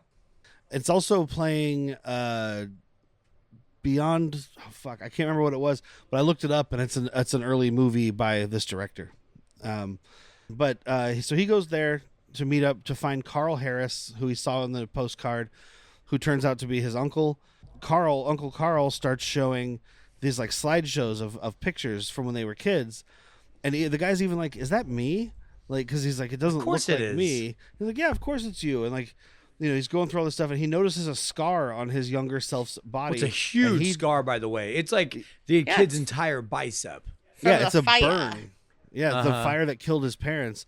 And he doesn't have the scar, so he's just like, this is all fucking bullshit, and like flips over this table full of pictures. And I think we missed the point, but it doesn't matter. That just to bring it up, that when he asked Bumstead, no, because he hasn't been arrested yet. No, it's coming up here because Bumstead is with Emma, and he's asking her why she's at the crime scene. And she's like, I thought I could find her, and she could help me find him because I know he'd been here. And he's like, well, I know you didn't do this because I've been following you. I followed you here. So he calls the station. The cops are coming down, and Emma finds the little girl under the bed who has a drawing of the strangers killing her mom. 3 dudes in black trench coats, one with a knife. So he's like, okay, so I don't know a lot about John Murdoch, but John Murdoch isn't 3 dudes in black trench coats. Your mom was killed by 3 different vampiric Van Helsings? Crazy. Look at that. He's the Dracula hunter that became Dracula. You were supposed to destroy the vampires, not join them. Look at Bruce in the back. Yeah. Bruce Spence just has a fucking look for this type of shit. I He love really him. does. He's the mouth of Sauron. And then there's a point here, too, where he's talking about he has this keepsake from his wife that he's talking to Emma about. I don't remember what it was, but he's like, the funny thing is I can't remember when, like I don't ever get rid of it. I carry it with me at all times. The accordion. Oh, okay. It's And his he's like, I don't accordion. remember when she gave it to me. Or harmonica? Not accordion. No, it's an accordion. It's an He accordion. doesn't carry 'cause- it. He plays it. Well, but he has it in the back seat of his car. Oh, that's why, because they're in the car. Okay. Yeah, and I was she's like, like, he "Oh, doesn't what's have an this?" accordion in his pocket. He fell asleep earlier on it. Like, so Yeah. this Yeah. is not the first time I've seen it. They did the work to set it up.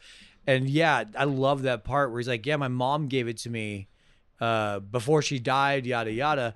Here's the thing. I can't remember her death. Like, isn't that like a strange thing to not remember? He's like, I don't remember when or where she gave it to me. I remember Yeah. that she gave it to me. So then she says something to him about like, do you think of the past much? Or he says it to her, and she's like, wait, what the fuck's going on here? So now they're Because both Murdoch kind of, says that to him. yeah. So they're both kind of realizing Waking that up. everything is fucked up now. Yeah. Aliens are coming and they're in charge of our government. That's plain and simple. Humans will find a way. And meanwhile, Murdoch is like talking to his uncle, and he's like, why is it nighttime again? He's like, I'm realizing I haven't seen daytime in a long time. Like, did I sleep? And his uncle's just like, well, if you're tired, just sleep. And he's like, because no. he's like, I haven't slept in a long time, and I haven't seen the sun. Yeah. He's like, no, I haven't been sleeping. Like, that's not an explanation. Look, if they can find a way to get my vitamin D levels up, I'm in. Yeah, it's called Take Vitamin D. You got sexy pinup chicks fucking running this town, dope ass cars and shit. I have no problem sleeping. All you got to do is go sleep, and I'm fucking taking me a fucking nap. Well, you know what? If I go to the bar and it's not some fat dude singing country with a guitar, but it's Jennifer Connelly singing like fucking 1940s ballads or whatever, I'm like, I'm not into the music, but I'll listen to it. My sticky shoes, sticky shoes. I could just It's look better at her than some forever. fat dude singing. Yeah, no, I'm in on this fucking world. Like, you don't even have to. I'll give you the shit memories I have. You will love that. You want to find the human soul? I can tell you where not to start. Me. Well, you notice there's no gingers in this world. They tried to find the human soul, and they're like, well, that's out. Oh, this is a ginger mecca too. Right? God. But he finds this diary of like he was doing drawings and writing in this little diary at Shell Beach supposedly as a kid. He finds it in this room and it's totally blank, and so he has a bit of a freak out. Carl calls Emma, tells him that like, hey, he's here, whatever. Murdoch comes out and overhears that, but then the clock hits midnight and Carl just falls asleep right where he is. Boom. Emma and Bumstead are in the car. They just fall asleep right in the middle of the road. Yep. And the strangers start coming for Murdoch. But yeah, this is when they're specifically fucking with him, trying to not let him get away, because like he's trying to get out of this building. And this is a really cool shot of this stairwell. Like it's like a little short, like maybe 20 stairs. Yeah. And this thing just extends out to being like maybe 4 stories long. I've seen this anytime I go to somebody's house that has a 2-story house and I'm drunk. I'm like, I can make it up those stairs. Oh my God, there's so many stairs. So many stairs. Or if you go to one of those places, like they don't barely exist in Tucson, but it's like a bar, but the stairs go upstairs to the bathroom. You're like, I can make it to go pee. I should have gotten a beer for this journey. This is taking forever. I'm going to pee outside by my car, okay? Okay. But like the strangers come for him, and like there's the stairwell thing. He gets confronted by Mr. Hand, and he's trying to get away. He's running across rooftops. And like they're all standing down there doing their tuning, which is just all of them standing there staring at this big like head that's built into the wall, and just doing this like chittering thing, like, and like the rooftop is shifting. Like him and Mr. Hand are fighting, and it goes from being a flat roof to a pointed roof, and they roll off on opposite directions. And then my favorite one is when he's outside. He's trying to climb up this thing, and like this chimney is like extending upward, and this little kid's trying to grab him. He like bit his hand and shit. The little kid. Okay, let's talk about how creepy this is. He's got his little blade that everybody in the Vin Diesel family gets, and he sees our guy. What's his name? Montague. He sees Murdoch hanging from the thing. He's like, "Let me put my knife down and bite this dude." It's the creepiest move. I loved it. Because that means he wants to do it. Well, there's the next time we see him. I'm sorry, husband. The next time we see him, when dude kills the hooker, the automat girl, the little kid is the one with the knife doing the spirals on the body. The flashback from the other ones. Oh, yeah, okay. He carved up the other chicks. Yeah. The automat prostitute is all Mr. Hand. But I've got it now, fucked to Jack. death by a horse. You're going with Vin Diesel. I'm going with Pinhead. Pin Diesel, dude. Pin Diesel. Oh, that's good. Oh, that's good. Love that. But yeah, he like rides this. Enjoy your life in hell. There's more like chases and whatnot. But then these two buildings start merging together when they're out on this fire escape. And Murdoch gets inside. One of the strangers guys gets his jacket stuck. And I was like, just tune your jacket out of existence, dude. Right. Like, or tune the building to have another window. I think maybe it's the power of all those dudes it's the tuning group down. tuning. Yeah. Okay, so back to what you said then. These buildings merge together and it just smushes this dude and just this black blood sprays everywhere. It's so fucking cool. Oh, yeah. It was. Dig that. Yes. But he ends up getting cornered by a bunch of strangers. And then in flies Bumstead's car, like whipping around, and he gets saved by them. And this is where he's not arrested, but he is being questioned by Bumstead here. And like he's like, look, I can tell you none of this shit's real, man. Like, look at this book. There's nothing in it. And the guy opens it. And he goes like, yeah, these pictures are great. And there's a bunch of little kid drawings in there. Okay. How do you get to Shell Beach? Yeah, he's just stops. He's like, you've heard of Shell Beach, right? How do you get there? And he's like, will you, much like the guy earlier, just will you go? I can't remember if it's east or north. But then he starts looking at the window and he's like, there's got to be an explanation for all this. And Murdoch fucking tunes the book to float in the air. He's like, explain that, dude. This is also where he says to him, well, what's the last time you remember doing something during the daylight? Well, when I was at the beach. Not in the past, like in the last couple weeks. And because that's what it is. He says that, and then he's like, I don't even think the sun exists here. And Murdoch's like, that's fucking crazy. And he's like, is it? And then he floats the book. He's like, is that crazy? I've seen weirder. Emma and Murdoch do have a talk here. I guess he did get arrested because here he's in a cell. He's talking to Emma, or he's behind the he's prime suspect. So I mean, glass, yeah. You got his DNA. He's got blood on him. He talks about how he's like, when we first met, when I woke up and I first saw you, I knew you, but I didn't know you. Yeah. I don't actually remember. Like, I very much remember meeting you, but I have no idea who you are. And then he does he tunes the glass and shatters it. Good kiss, by the way. And then they make out. Perfect amount of jaw. Great fucking kiss. Two of them. I'd like to go with the Predator move and grab the back of the skull and admire it, but that's my move. I just thought it was a great screen kiss. Sorry, husband. Yeah, it was. And we see that stuff's going wrong with Bumstead and with the tunings and stuff because, like, this beat cop comes in and he's like, hey, the chief wants to see you about, you got your man. Like, he wants to talk to you about it. And the beat cop notices that his shoes are backwards. No, the laces are undone. Is that what it was? Yeah, it says your shoes. So I thought his shoes were fucking... So what I think is it's just that they're tuning him to make him less observant because he's catching on. Okay. So it's like, hey, look, you didn't even notice your shoes were untied. That's your fucking whole thing is details. And then the strangers come into the precinct and they're just walking up to every person who comes up to them like, what the fuck? Sleep. Dude, if fucking Brucey Spence walks up to you and does a sleep, you go to sleep because the alternative is not good. Probably not. Might eat you. So they get the chief to take him into Murdoch's cell, but he's gone. We see Murdoch now at the pool he goes to Kiefer at the pool where we learn about besides the comment earlier, he's like, they don't like the water. They have a phobia of moisture. Phobia of moisture, and they get sunlight.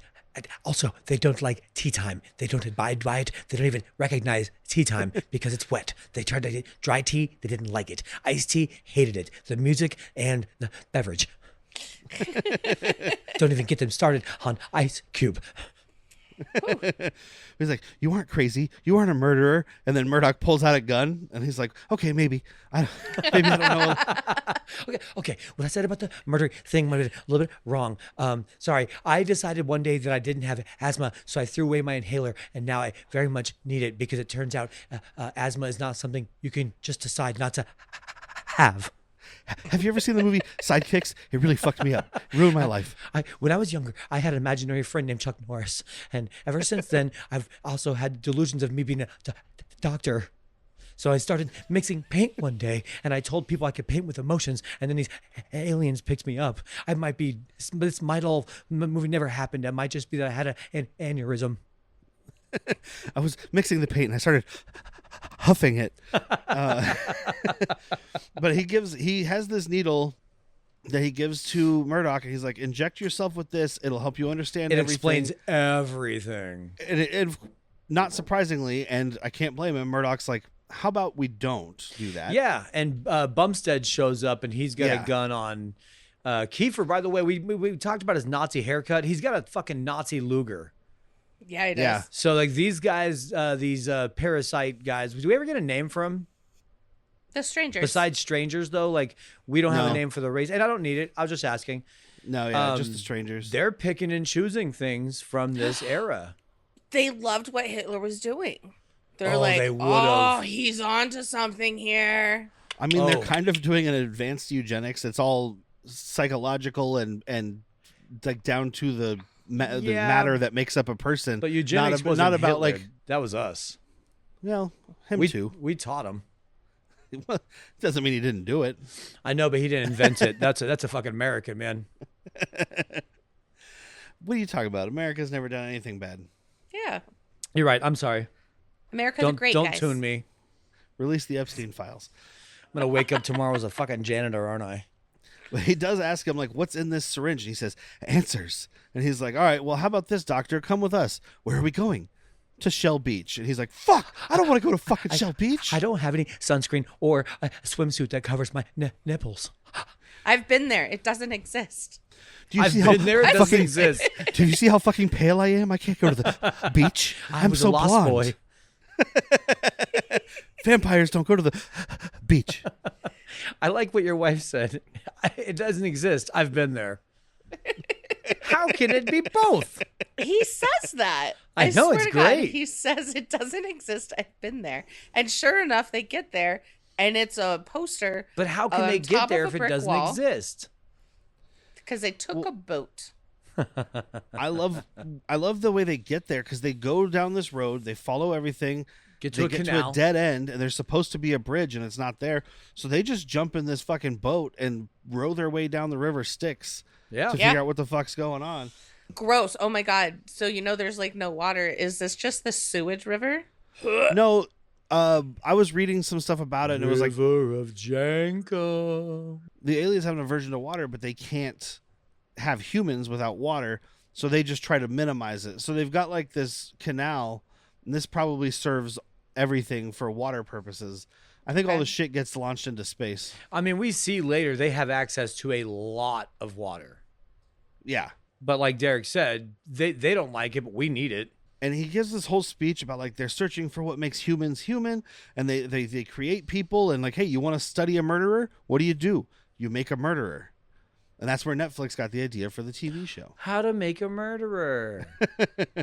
They want to understand our individuality because they share one consciousness, one memory, and they develop their ability. Now you've developed their ability to tune and whatever. Like, he's giving us all the background information. Like, they let me keep my skills as a scientist because they need me, because they needed someone who understood humanity to an extent. But then they made him he could tune himself out, kind of. He's like, do you understand what that's like? Like, nobody would, because you wouldn't remember it. Oh, and then we do get like a conclusion of like, where did they come from? Which Where is did they basically, he's go? like, they brought us here. From where? Nobody knows. Yeah. And apparently on the commentary, From Staten Island. on the commentary, David S. Goyer has two possible explanations. The original story he wrote, or in Alex Proyas' original story, he believed that the humans had been passengers aboard an interstellar spaceship. It was captured by the strangers. Oh. And then in David S. Goyer's form, like in his thought of it when he was helping write, it's a more spiritual approach in that the humans are actually dead, and Dark City is sort of a purgatory made up of people the strangers have selected or abducted from different eras of history, hence the mixing of eras. Okay. I like that. I like both of those. I like both. I'll choose whichever one I want depending when I'm watching. I think Yeah. you could just combine them. Mm-hmm. Because it doesn't matter. Like, it's all just stuff you can sit around and talk about with your friends after you watch this movie that makes you think. Which Because it doesn't explain it. makes me want to go get pie. Oh. I always eat pie after I watch a movie. Except in our case, it's going to the fucking music box and drinking a bunch of gin. Well, gin pie. You know what part I liked about the Odyssey when it was all ba-doom, ba-doom. You know the part. We'll get another jinkle. Oh man, that's fucking. Also, she put an umbrella. Make it classy. Put an umbrella in it. Make that's like Las Vegas. Make it classy. It's a gin with a pickle in it, guys, just so you know. The pickle but was yeah, speared by an umbrella. they get to their destination. It's this twisted building. Like, the walls aren't straight. Everything is warped. They go into this door that's supposed to lead to Shell Beach, but it's literally just a billboard of Shell Beach. And he's like, there is no ocean, John. But so Bumstead and Murdoch are like, fuck you, there's got to be something. And they break through this wall. And as we find out, wouldn't do they're in that. fucking outer space. Got to break I wouldn't do that. And apparently, test audiences didn't like that they didn't get sucked into space because like it doesn't make sense. So they added in the effect before the movie released of like a force field. And I'm like, okay, it's because you fine. could see that. Because Yeah. like there is a little bit of a pull, but Murdoch's able to grab Bumstead and pull him back, and then Yeah. the strangers come, and there was a stranger fight, and Bumstead and one of the strangers, it doesn't matter. Maybe it was Bruce Spence. Doesn't I matter. think it's Bruce Spence. I think They it is. Bumstead, tussle. though, he murks a bunch of these dudes. He just pulls out his gun and he's like, "I'm done with this." Oh yeah. Yeah, I don't know what this spiral means, but I am fucking over it. But yeah, they go outside, and that makes sense because I was like, what was that little visual blip? It's them showing as a force field, and that's why it's not instantly vacuumed. Okay. Yeah. Which, who cares? I mean, I guess I get it, but like, I get it, but it's a sci-fi movie about fucking space squids that take over dead humans that run experiments on living humans that can change a city that's also a spaceship. There you go. Exactly. We don't need to explain everything. but we do get when he gets sucked out into space. I think it is Bruce Spence and William Hurt get sucked out into space, and it's this wide shot of the city, and it's literally just like it looks like a flat Earth thing. There's like the alien ship is underneath it. It kind of looks like some kind of Told creature. And it's just carrying them through space. Flat Earth, lizard people, aliens running the government, InfoWars, prison planet. It is a prison. Wow, this is Alex Jones the movie. Saying, dude. Alex Jones watched this and was like, oh my God. At 7 years old, Zoe always started saying, "I feel like we're in a stimulation. I feel like somebody's making A me do this. stimulation? It's not simulation. Oh, okay. I was like, I wish this world was a stimulation. A simulation. I might get some satisfaction. You can't get no satisfaction."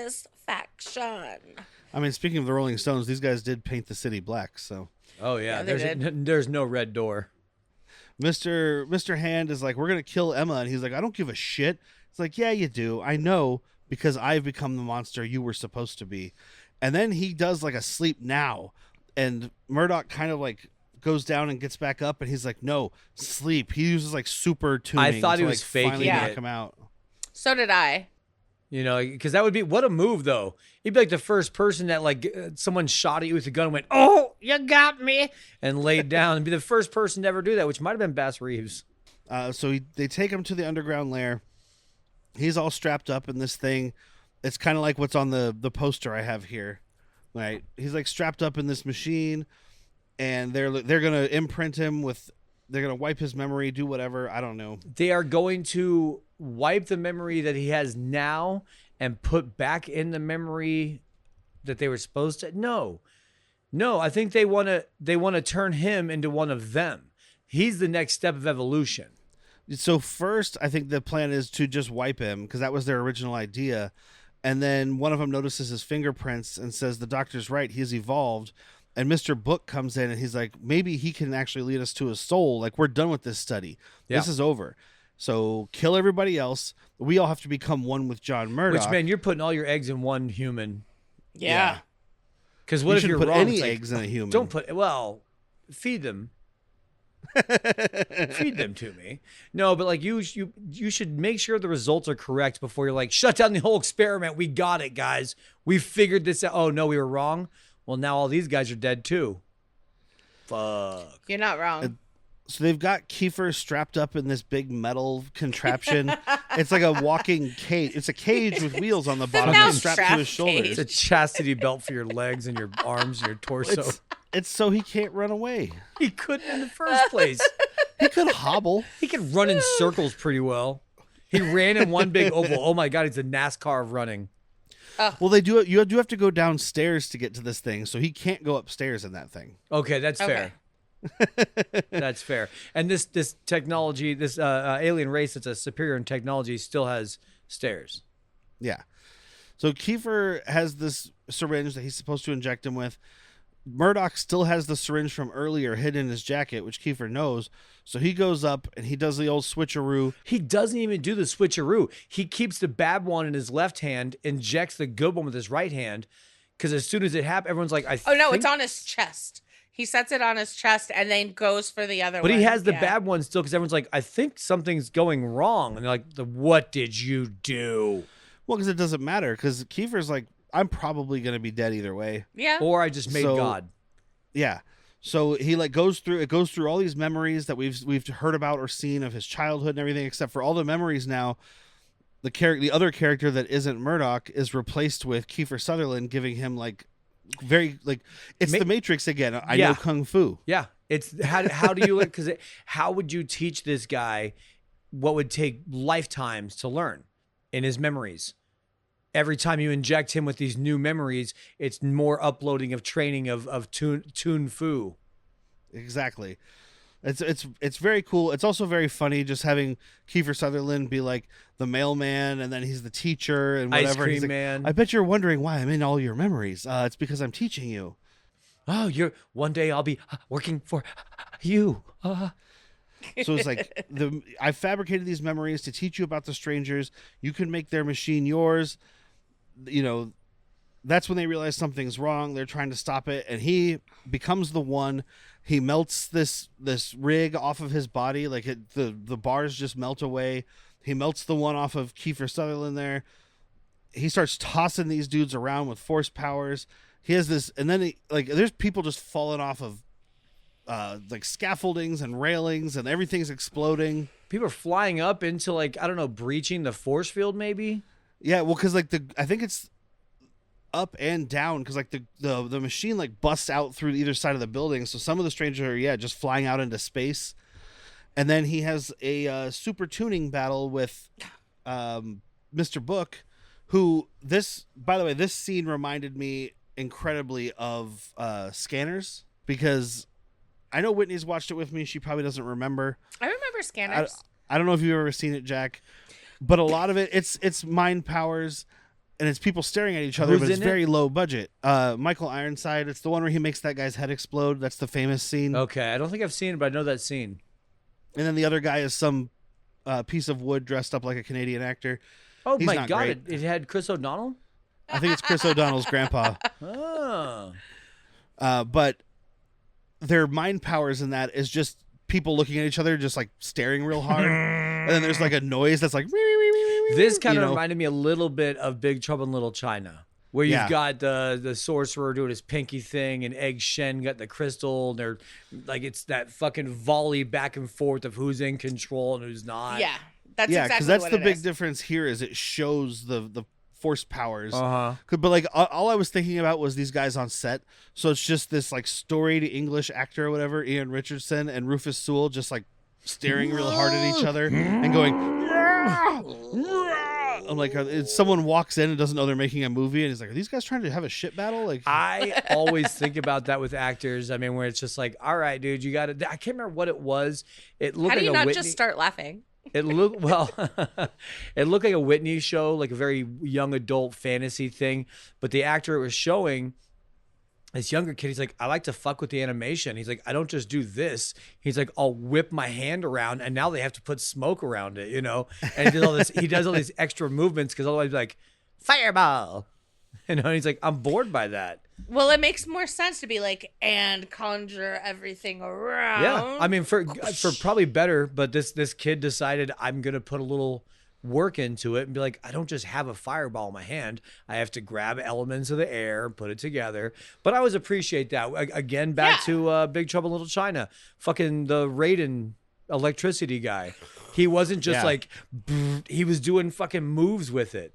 yeah, and it's so you think about these people, it's silly. It's a quiet room and you're going, And these two guys are on wires, right? Because they end up flying around too.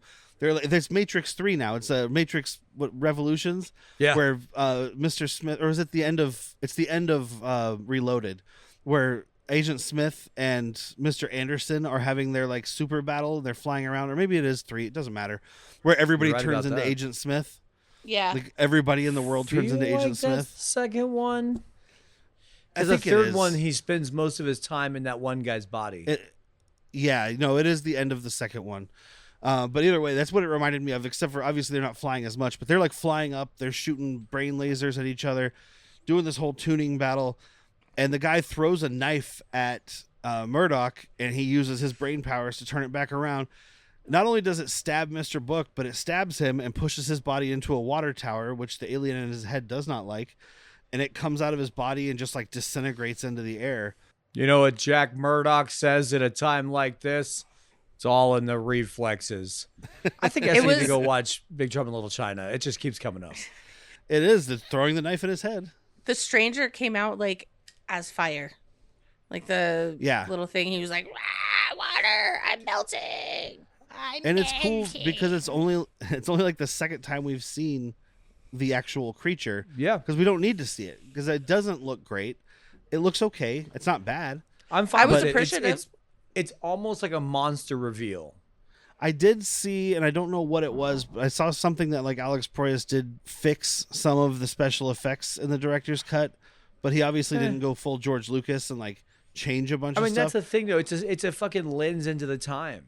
Yeah, but I mean, so even if he updated a little bit, you're only updating it from 98 to 2008. In 2008, we thought it was so much better. Looking back from 2026, we're like, what's the difference? Yeah.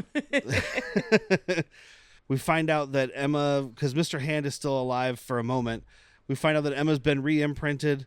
Or no, Kiefer Sutherland tells him this. Emma's been re-imprinted. She's somebody else now. Anna.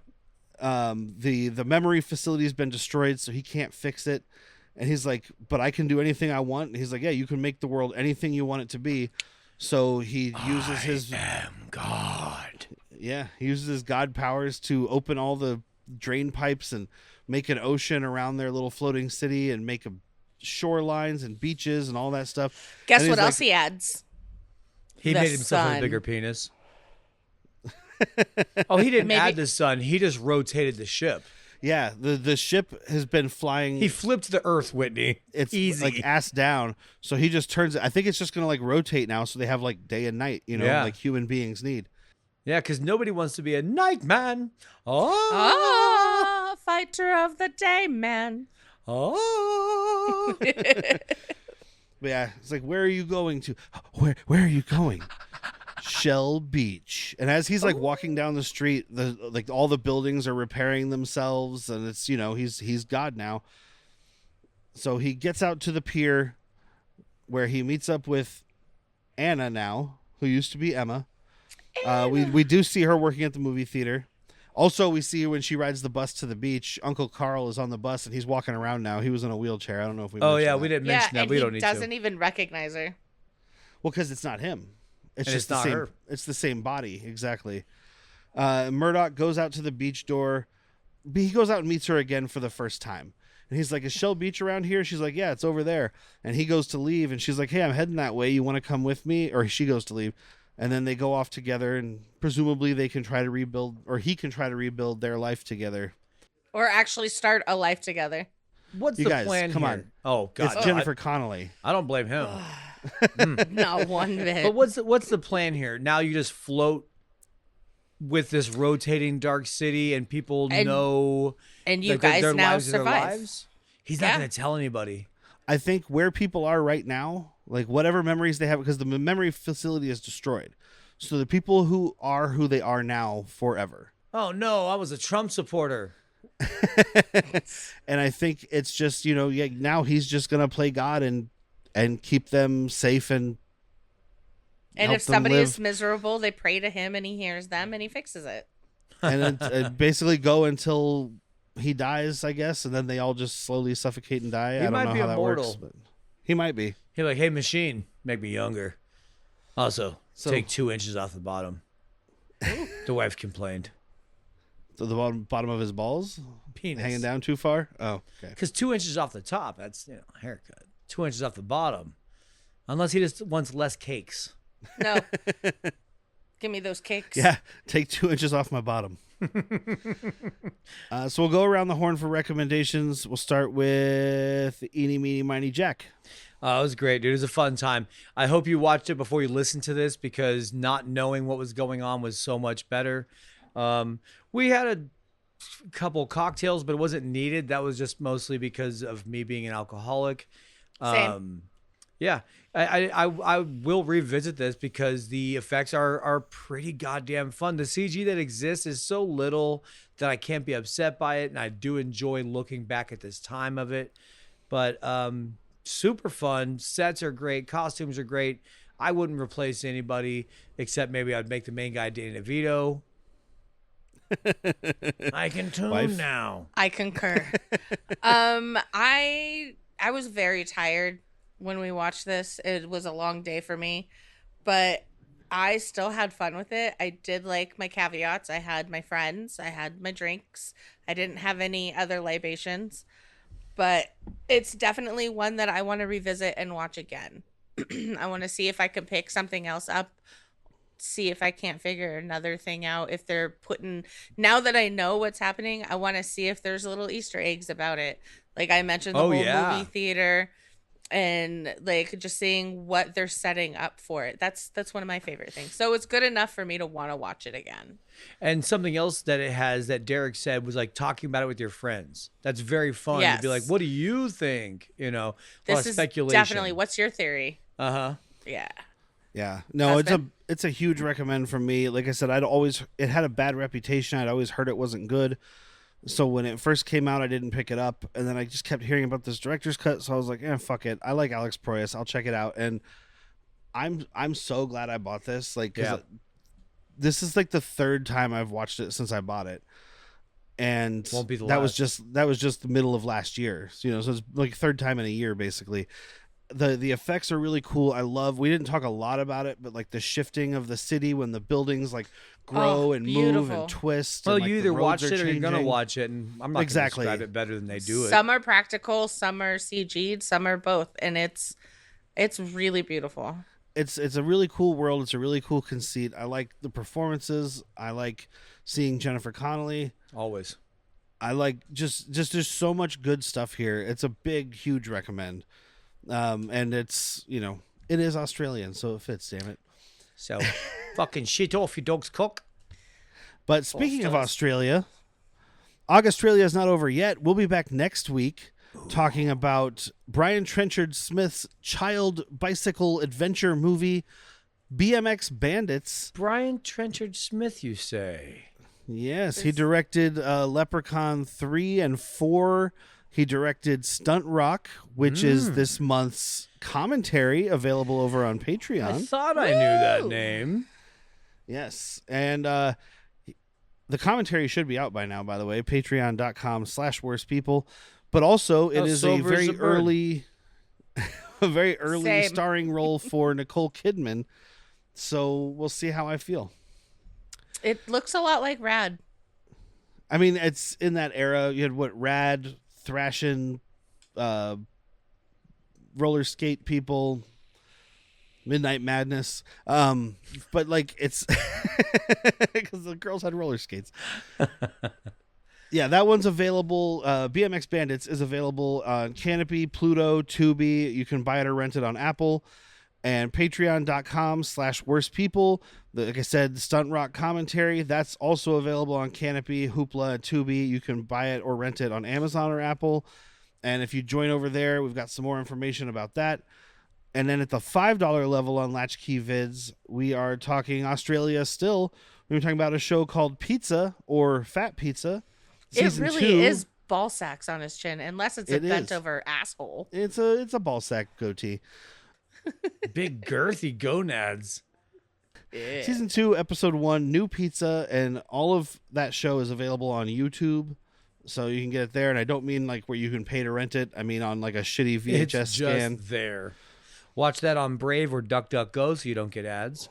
Also, coming up this Wednesday on our other show that Jack and I do, Han Took Shots First, we're still talking about Ahsoka. We're getting closer and closer to the end. It'll be episode 6, Far, Far Away, with the return of Grand Admiral Thrawn, or the debut of Grand Admiral Thrawn, depending on if you watch cartoons. Have to look at your art piece and tell you exactly everything I know about you. It looks like you wipe from front to back, and I know that by looking at you. Yep. I would like to thank Evasion for our opening and closing music. If you ever get a chance to see Patch or Austin or any of the other guys, just tell them, fuck you, I love your music. Ephraim is rocks. Throw money at them. Tell them worse people sent you. Yeah, you can find those guys on Facebook, Instagram, Spotify, Apple, all that stuff. Try to find a way where you can give them some money. Go to Bandcamp, pay them for some music. Go to a concert, buy a T-shirt, do whatever you want. But Evasion rules, and they give us the music for free because they're awesome. So that's it for this week. Until next week, I've been Derek. I'm Whitney. I'm Jack. And no one ever listens to me. What was he saying?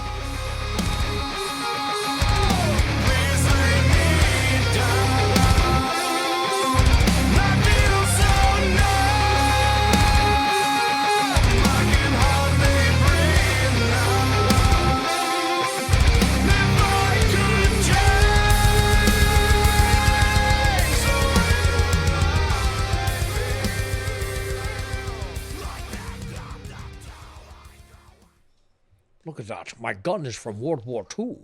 My brassiere is from World War One. Hookers wore that. Prostitutes. What is haggis? Po dunk, hoot neck, kick, shake, what the fuck, motherfucker? He's so handsome. Oh, cocaine. Look at, I saw him. His eyes black as night. Like, you can't even He looks see like his he's got pupils. shark eyes. Oh, I'm talking about a Mai Tai with my guy. My guy's also me. My God. You want to play good? You help me play good. I feel like I play pretty good. There is no I I did team, 110%. but there is a me. Those are all the pictures I have saved. I said, huh? I was like, fuck 2 more.